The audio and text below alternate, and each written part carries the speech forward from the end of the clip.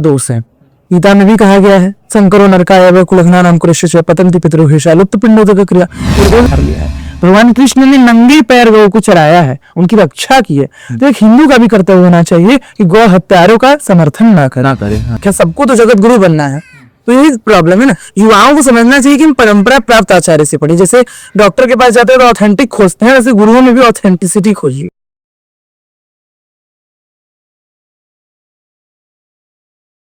मेरा नाम शिवम पाठक है और मैं जगत गुरु शंकराचार्य जी पुरी पीठाधीश्वर जी का एक सामान्य सा शिष्य हूँ। और आज हम लोग इस पॉडकास्ट में उनके जो मेरे गुरुदेव हैं, उनका जो उद्देश्य है भारत को हिंदू राष्ट्र बनाना है और बहुत सारे जो उनके विचार हैं जो आज की युवाओं तक पहुंचाने हैं, उसको लेकर मैं यहाँ प्रस्तुत हूँ। गुरुदेव, आपके गुरुदेव कौन है? आप अपने गुरुदेव के बारे में कुछ बताइए। तो सबसे पहले बात तो जो मेरे गुरुदेव हैं वो सनातन धर्म के सार्वभौम आचार्य हैं, जो कि सबसे सर्वश्रेष्ठ जो पीठ है उस पर विराजमान है, अभी उसको सुशोभित कर रहे हैं। नाम तो नहीं लेंगे, परम पूज्य जगत गुरु शंकराचार्य पुरी पीठाधीश्वर जी महाराज।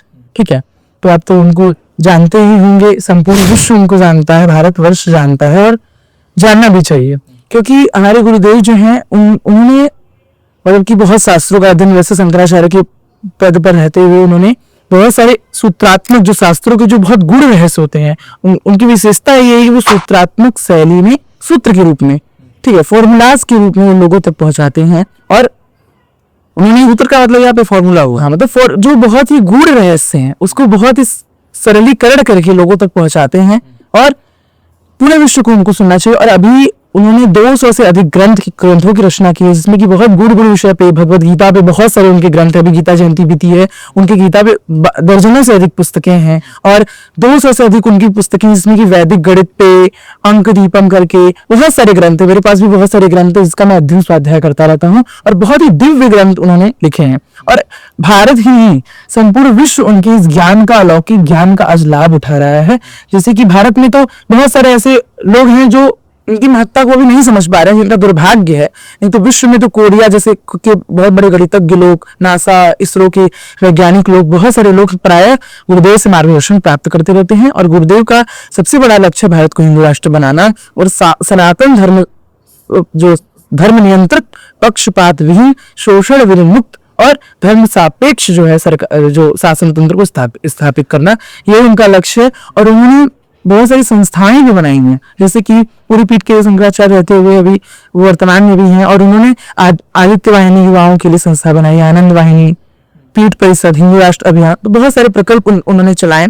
और उन्होंने अपने शिष्यों को बहुत सारे सूत्रात्मक शैली में बताया कि हिंदू राष्ट्र संगोष्ठी चलाना, हिंदुओं से बात करके जो है, उन्होंने 4 सूत्र दिए हैं: स्वाध्याय, साधना, संगठन और सेवा। इन 4 सकार के द्वारा उन्होंने अपने शिष्यों को बताया कि आप हिंदू राष्ट्र को क्रियान्वित कर सकते हैं, स्वस्थ क्रांति के द्वारा हिंदू राष्ट्र को स्थापित कर सकते हैं। और कई लोग कहते हैं हिंदू राष्ट्र कैसे होगा, उसका स्वरूप क्या होगा, तो इसको जानने के लिए आप जगत गुरु शंकराचार्य जी के निर्देशन में ही हिंदू राष्ट्र बन सकता है। क्योंकि जब तक हमारे सनातन शास्त्रों के अनुसार शासन तंत्र नहीं होगा, गुरुदेव कहते हैं, तब तक हिंदू राष्ट्र बनाना मुश्किल है। क्योंकि आज का जो सनातन शासन तंत्र है वो इसको क्रियान्वित नहीं कर सकता। जो हमारे परंपरा प्राप्त आचार्य हैं, उन्हीं के निर्देशन में, जैसे कि गुरु समर्थ दास के निर्देशन में शिवाजी ने किया, वशिष्ठ ऋषि के निर्देशन में भगवान रामचंद्र ने किया, कृष्ण जी ने किया, ऐसे लोगों इसी तरह हम लोग परम पूज्य गुरुदेव के निर्देशन में, जो कि शंकराचार्य हैं, उनके निर्देशन में हिंदू राष्ट्र को क्रियान्वित कर सकते हैं। ये हर इंसान का क्रिया होना चाहिए शंकराचार्य के। हाँ, शंकराचार्य के पद पे भी 4 लोग विभूषित हैं और उसमें से एक गुरुदेव भी हैं शंकराचार्य के रूप में। इनमें बहुत दिव्य बात है।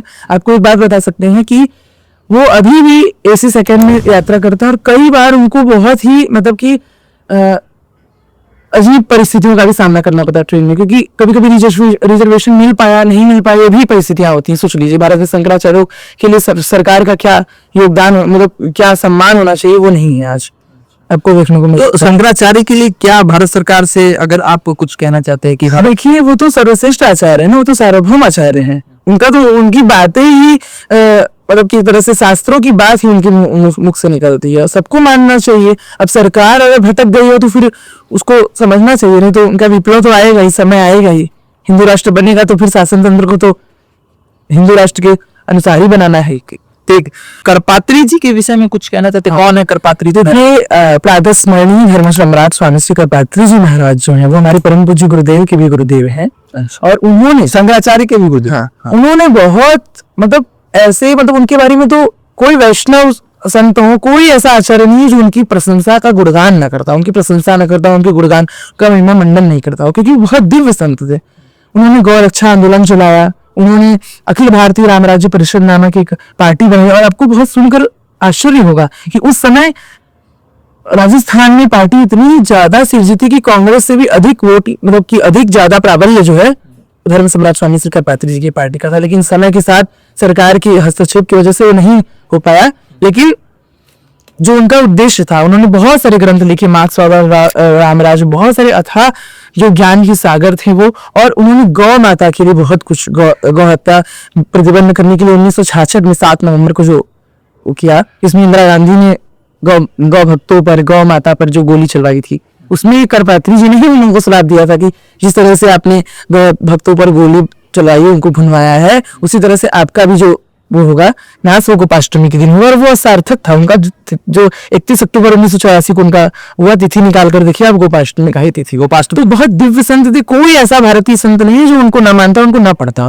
और उन्होंने ग्रंथ लिखा है मार्क्सवाद और राम राज्य।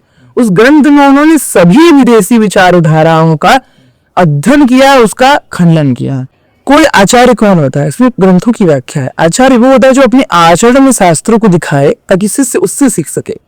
ठीक है, अब उनका वो क्या कर रहे हैं, देखिए सनातन जो शास्त्र है उनकी व्याख्या जो परंपरा प्राप्त आचार्य ही कर सकता है। कोई भी जींस पैंट पहन के आचार्य बन जा रहा है, व्याख्या सबको तो जगत गुरु बनना है। तो यही प्रॉब्लम है ना, युवाओं को समझना चाहिए कि हम परंपरा प्राप्त आचार्य से पढ़े। जैसे डॉक्टर के पास जाते हैं तो ऑथेंटिक खोजते हैं, वैसे गुरुओं में भी ऑथेंटिसिटी खोजिए, किसी से भी मत सुनने लगिए। तो ऐसे लोगों से मतलब पहले हमें अपने सनातन धर्म को जानना चाहिए। मतलब अगर दर्शक, क्योंकि देखिए अभी क्या है ना, बहुत अलग अलग व्याख्या है। आप देखिए क्या हमारे सनातन धर्म में जितनी भी प्रशस्त मानव बिंदु हैं, एक श्लोक आता है स्कंद महापुराण में, मेरे गुरुदेव कहते हैं 2 बार श्लोक है, इसलिए इसकी महत्ता है। गोवीर विप्रश्य वेदश्य सती भी सत्यवादी भी अलुब्धर दानशील सप्त भी धारते नहीं। गुरुदेव बार इसको बताते हैं कि ये 7 तत्व हैं जो पृथ्वी के धारक है, क्योंकि हमारे यहाँ यज्ञ का बहुत महत्व है। जो यज्ञ के संपादक है वे पृथ्वी के धारक है। तो उनका ही विच्छेद हो रहा है ना सरकार द्वारा, अंग्रेजों के द्वारा हुआ, और अंग्रेजों के द्वारा हुआ, अभी आज के शासन तंत्र द्वारा हो रहा है। आप देखिए वर्ण संकरता हमारे यहाँ कितना बड़ा दोष है। गीता में भी कहा गया है, संकरो नरकाय कुलघ्ना नाम कुरुष्य पतंति पितृहेषा लुप्त पिंडोदक क्रिया। गुरुदेव बताते रहते, अनेक संत जन बताते रहते हैं। लेकिन आज उसी वर्ण संकरता को प्रमोट करते हैं सरकार वाले लोग, पैसा देते हैं। तो क्या इससे हिंदू धर्म सुरक्षित रहेगा? ये एक तरह का अलग ही एक रूप निकला है कि मतलब सब कोई शास्त्रों को नहीं मानना है। जो व्यक्ति, देखिए भगवत गीता में भगवान श्री कृष्ण ने ही कहा है 16वें अध्याय में 23वें-24वें श्लोक में कि जो व्यक्ति शास्त्रों को नहीं मानता है उसको कोई सुख, कोई गति प्राप्त नहीं होती है। तो शास्त्रों को मानने वाला ही धर्म होता है ना। अब देखिए भगवान रामचंद्र का भी जब अवतार हुआ तो कहा जाता है, तुलसीदास ने लिखा है कि जाकी सहज स्वास्थ्य श्रुतिचारी सो हरि पड़े कौतुक भाई। भगवान रामचंद्र ने भी क्या बोला, विप्रधेनु सुर संत हित लीन मनुज अवतार। विप्र के लिए, धेनु के लिए, गौ की रक्षा के लिए भगवान ने अवतार लिया है। भगवान कृष्ण ने नंगे पैर गौ को चराया है, उनकी रक्षा की है। तो एक हिंदू का भी कर्तव्य होना चाहिए कि गौ हत्यारों का समर्थन ना करे हाँ। और गौ भक्त बन गया है। क्योंकि हिंदू शब्द का भी मेरे गुरुदेव ने लिखा है, एक आपको गूगल पे मिल जाएगा, आप सर्च करेंगे गर्व से कहो हिंदू है, तो इस बार मतलब छोटा सा ही पीडीएफ है, उसमें हिंदू शब्द की व्याख्या। कई लोगों का भ्रम है, कई लोगों का भ्रम है कि हिंदू शब्द बहुत प्राचीन नहीं, वो नया नया शब्द है, उसको भारत के लोग कहते हैं कि हिंदू शब्द सिंधु नदी से बना। देखिए हाँ, सिंधु नदी से बना, लेकिन हमारे यहाँ उन्होंने पूरी व्याख्या की गुरुदेव ने श्लोकों के माध्यम से, किस किस ग्रंथ में, जैसे बृहस्पति आगम में शब्द आया है, ठीक है, कहाँ कहाँ ये शब्द आया है, वेदों में जो जहाँ पे हिंदू शब्द का प्रयोग है उसकी व्याख्या गुरुदेव ने की है बहुत अच्छे से। सभी हिंदुओं को उसको पढ़ना चाहिए और भ्रमित होने से बचना चाहिए कि ये ह को स बोलने की प्रथा, स को ह बोलने की प्रथा फारसियों की, कहाँ की, ये संस्कृत में भी परंपरा है। सरस्वती को सरस्वती बोलने की परंपरा गुरुदेव ने बहुत अच्छे से व्याख्या। आजकल सब लोग के मन में है कि सनातन धर्म, सनातन धर्म, सनातन धर्म। सनातन धर्म में वर्ण व्यवस्था का क्या महत्व है? सनातन धर्म में वर्ण व्यवस्था क्या है, इसका क्या महत्व है, इसको जरा देखिए। जैसे कि मतलब कि ये बहुत ही प्रसिद्ध विषय है, क्योंकि लोगों की रुचि का विषय बना रहता है। अभी हाल में आपने देखा होगा पद यात्रा चल रही थी, तो उसमें भी ऐसा बहुत सारा विवादित ऐसा बयान आया था। तो ये बहुत ही आपका प्रासंगिक विषय है, क्योंकि हर समय पे लोगों का रहता है चाह की वर्ण व्यवस्था क्या है। कई लोग कहेंगे कि जन्म से है, कई लोग कहेंगे कर्म से है, क्या है क्या नहीं है।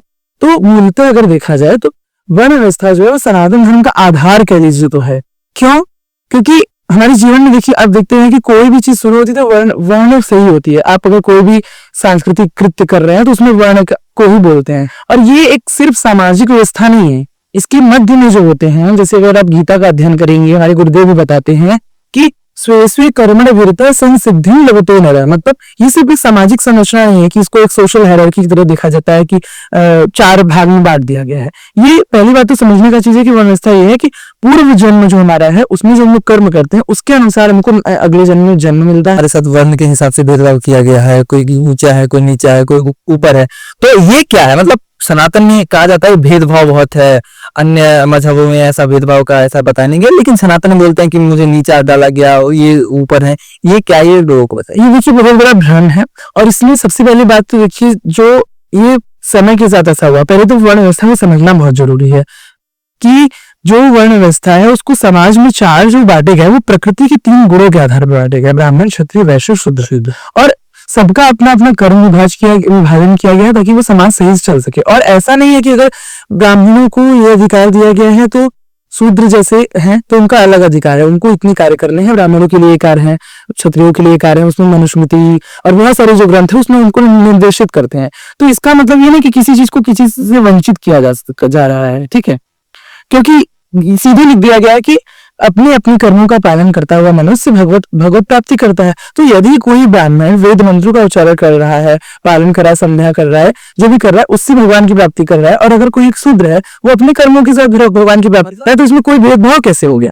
और ये जो भेदभाव आया है वो समय के साथ अंग्रेजों की कूटनीति की, क्योंकि अंग्रेज जानते थे कि अगर मनुवादी लोग, मनुस्मृति को मानने वाले लोग, शास्त्रों को मानने वाले लोग भारत जैसी भूमि में रहेंगे तो हमारा जो दाल है वो भारत में नहीं गल पाएगा।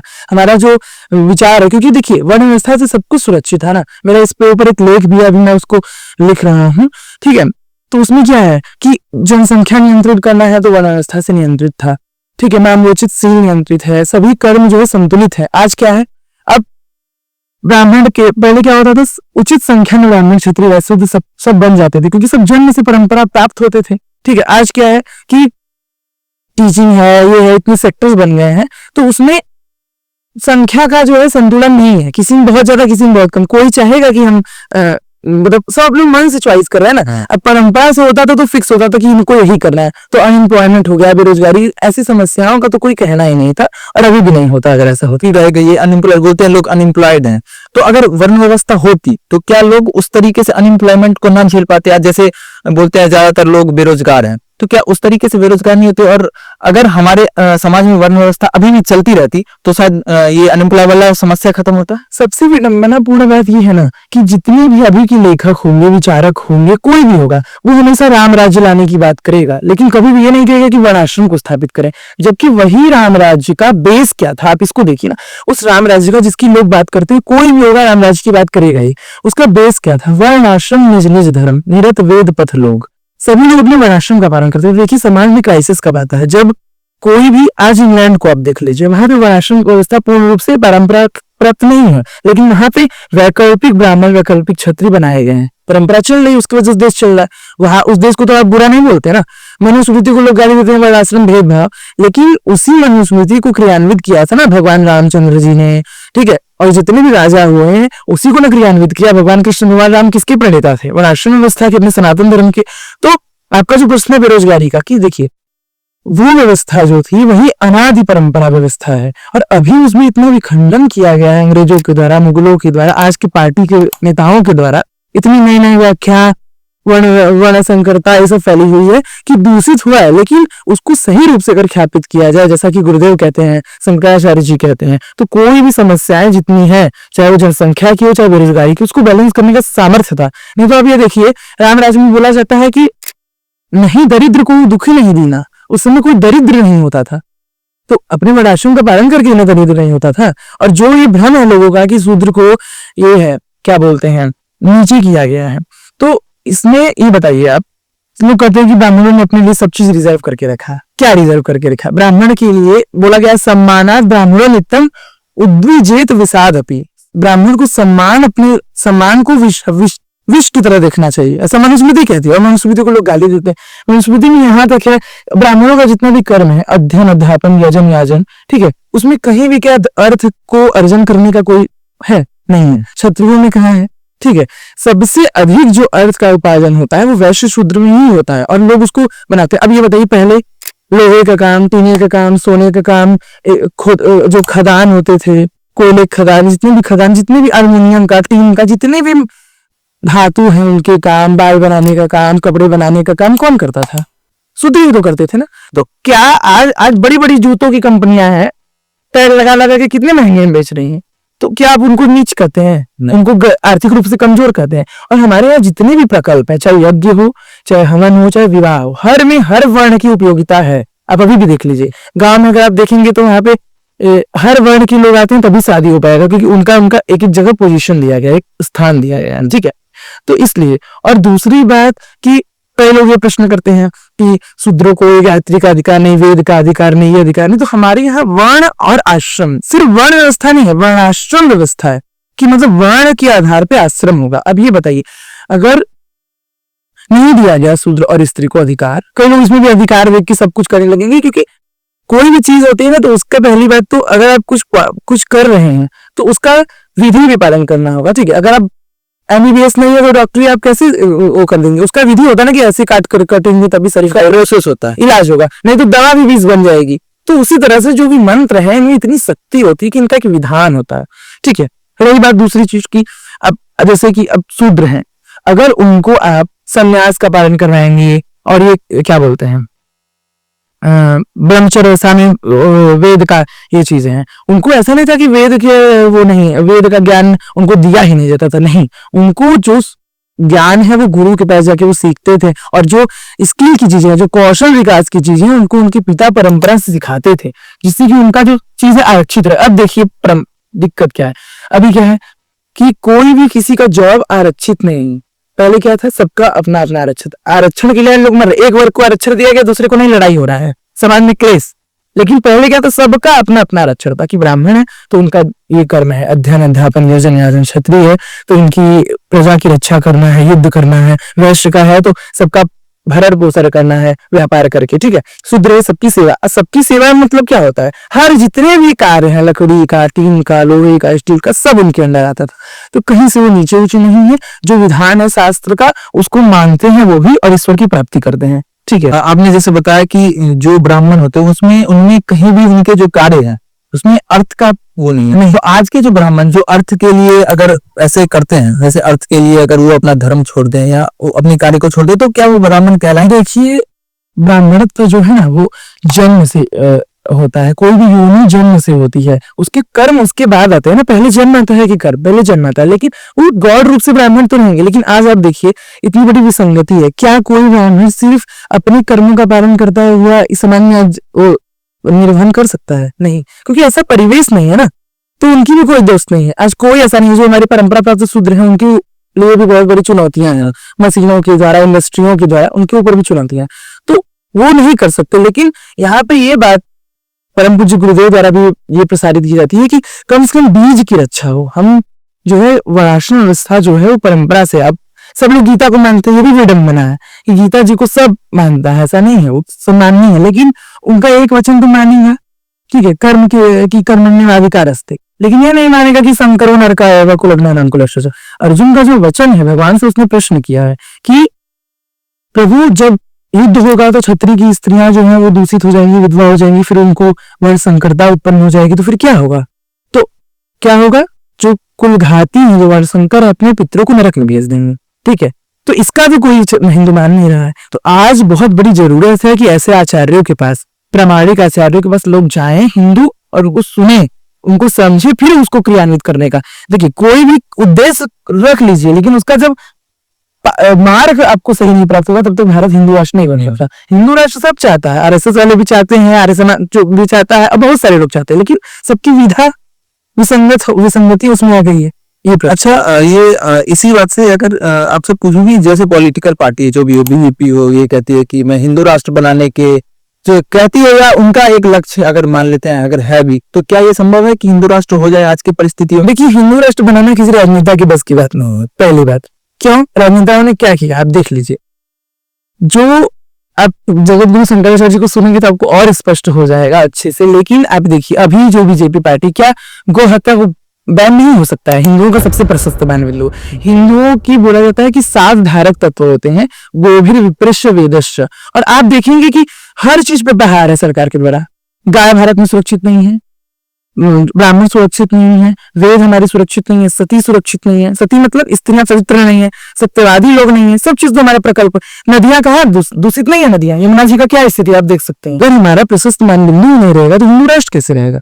हिंदू राष्ट्र का मतलब ये होता है कि सनातन शास्त्रों के हिसाब से सर्वहितप्रद स्वस्थ सनातन जो है संस्कृति के अनुसार। गौ हत्या का क्या प्रावधान है और इस पे आपका क्या विषय है? देखिए, सबसे पहली बात तो गौ का मैंने आपको महत्व बताया कि गौ का कितना महत्व है। क्या महत्व आप इतना मैंने बताया ना कि गोभिर विप्रश्य वेद, वो सप्त धारण है उधर। जब भगवान का अवतार हुआ तो भगवान ने भी बोला कि विप्रधीन सुसंदेह लीन मनुज अवतार, मैंने ब्राह्मणों की, गौओं की रक्षा के लिए अवतार लिया। आप सीधे देखिए, भगवान कृष्ण का भी जब अवतार होता है, भगवान का भी अवतार होता है तो गोपाल के रूप में होता है।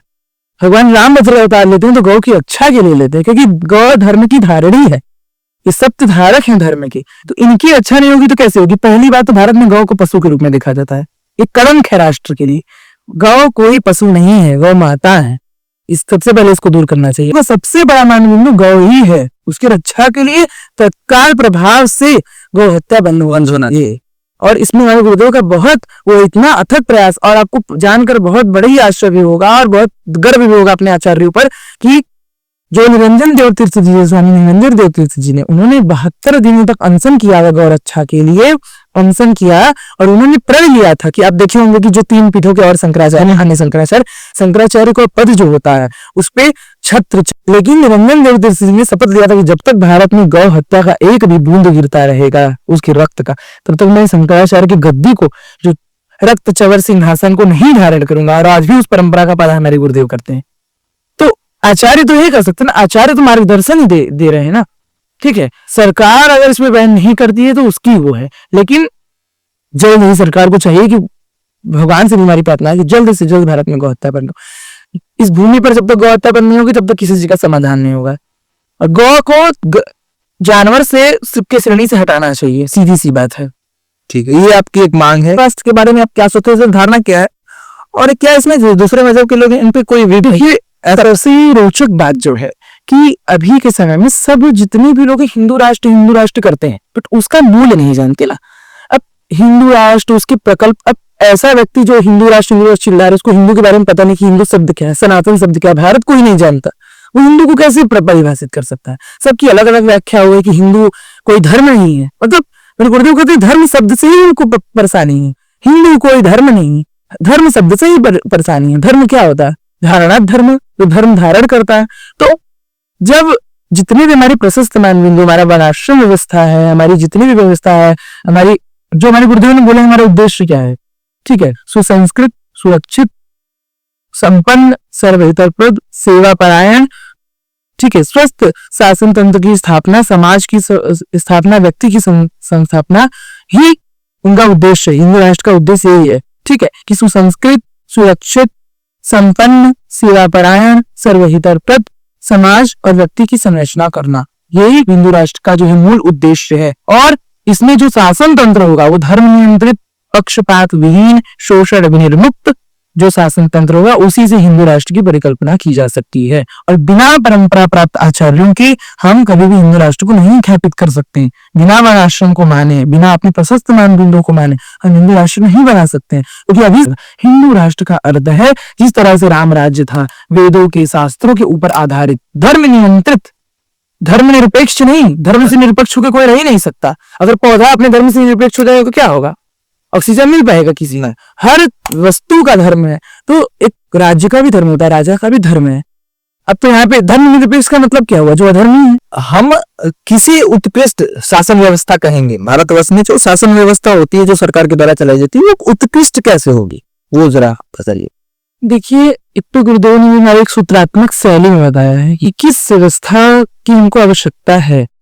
सबसे पहली बात तो विडंबना की है कि अभी प्राय चलता रहता है लोग मतलब कि जो हमारे मनवादी शास्त्र हैं, मनुस्मृति और अन्य शास्त्र, जिनके ऊपर जो संविधान माने जाते हैं, जिनको वैदिक संविधान कहा गया है, ठीक है, उनको ऊपर आक्षेप लगाया जाता है, बहुत सारी चीजें बोली जाती हैं, ठीक है, जबकि वो हमारा मूल था। शासन तंत्र को चलाने के लिए राजा कैसा होना चाहिए, उसको क्या क्या करना चाहिए, उसकी क्या क्या व्यवहार होने चाहिए, ठीक है, तो उसको आप गाली दे रहे हैं, उसके ऊपर आरोप लगा रहे हैं, लेकिन आप सबसे उत्कृष्ट राजा किसे माना जाता है? भगवान रामभद्र को माना जाता है ना। लेकिन उनके शासन में नियंत्रित, ठीक है, पक्षपात विहीन, शोषण विनिर्मुक्त, सनातन शास्त्र धर्म सापेक्ष ना होकर धर्मनिरपेक्षता की बात की जाती है। आप ये बताइए, धर्मनिरपेक्षता का क्या शब्द का अर्थ हुआ? कोई प्लांट ही पौधा अपने धर्म से निरपेक्ष होकर नहीं रह सकता। कोई भी वस्तु, आप जल अगर अपने धर्म से निरपेक्ष हो जाए तो क्या है? धर्म निरपेक्ष का सीधा सा अर्थ हुआ अधर्मी। जो अपने धर्म से अडिग है, जो धर्म को नहीं मानता, वो अपने अधर्मी हो गया। तो मतलब क्या, हमारा आज का जो तंत्र है वो तो अपने आप को खुद कह रहा है कि हम धर्म निरपेक्ष हैं, अर्थात हम जो है अधर्मी है। तो हमें धर्म नियंत्रित शासन तंत्र चाहिए, ना कि धर्म जो है निरपेक्ष, धर्म सापेक्ष सरकार चाहिए, जो कि करपात्री जी ने इसको स्वतः शैली में भी इसको बताया, वो अपनी पुस्तकों में इसका वर्णन किए। और उन्होंने तो जितने प्रश्न है सनातनियों की सबके उत्तर। हिंदू राष्ट्र का स्वरूप कैसा होगा? हिंदू राष्ट्र कैसा होगा? देखिए, मैंने आपको बार बार बताया कि जो मैंने बोला ना कि धर्म नियंत्रित, यही इसका मूल है। और देखिए, उद्देश्य में हमारा उद्देश्य यही हिंदू राष्ट्र बनाने के पीछे कि हम लोग सुसंस्कृत, सुशिक्षित, ठीक है, संपन्न, सेवापरायण, सर्वहितप्रद व्यक्ति और समाज की संरचना करें और अन्यों का हित का ध्यान रखते हुए, हिंदुओं की आदर्श एवं रक्षा करना, ठीक है, और भारत की अखंडता और अक्षुण्णता को बनाए रखा, यही उद्देश्य है जो हमारा है। और इसमें क्या होगा कि ऐसा नहीं है कि वो मेरे गुरुदेव धर्म, राष्ट्र और अध्यात्म, इन्हीं तीन विषयों को बोलते हैं। राष्ट्र भक्ति तभी हो सकती है जब हम अपने धर्म का पालन करेंगे, क्योंकि जननी जन्मभूमि से स्वर्गादपि गरीयसी, जननी जन्मभूमि जो है स्वर्ग से भी ऊंची मानी जाती है। तो जब तक हिंदू राष्ट्र में ऐसा नहीं है कि हम लोग मार काट ये सब चीजें हैं, सनातन शास्त्र सम्मत विधा से जो शासन तंत्र होगा वही हिंदू राष्ट्र है। उसमें सनातन शास्त्र सम्मत विधा से शासन तंत्र, जैसे हमारे महाभारत में अनुशासन पर्व में गुरुदेव की बहुत सारे ग्रंथ इस पे हैं, बहुत सारे ग्रंथ हैं। मैं तो अभी मैं आपको खुद प्रोवाइड करूंगा दिखाने के लिए, फोटोज भी लगवाइए आप उसके, कि लोगों तक पहुंचे वो ग्रंथ, वो दिव्य जयंत, जिसमें कि उन्होंने उसकी अवधारणा को बताया, हिंदू राष्ट्र का, भारत का कैसा स्वरूप होगा, कितना दिव्य, कितना जो है कि भारत होगा, कैसा होगा, उसका स्वरूप क्या होगा, इसको गुरुदेव ने व्याख्या किया है बस। तो लोगों को उसको देखना चाहिए, अपने आचार्यों की बातों को माने, अपने धर्म ग्रंथों की बातों को माने और अपने धर्म का जो है पालन करें, ठीक है। यही, इसी से राष्ट्र की भी अच्छा हो सकती है, हम देशभक्त भी हो सकते हैं, इसी में देश का कल्याण है। और हम सभी को जगत गुरु शंकराचार्य जी का निर्देश पालन करना चाहिए और हिंदू राष्ट्र बनाने में अपनी सहभागिता दर्ज करानी चाहिए।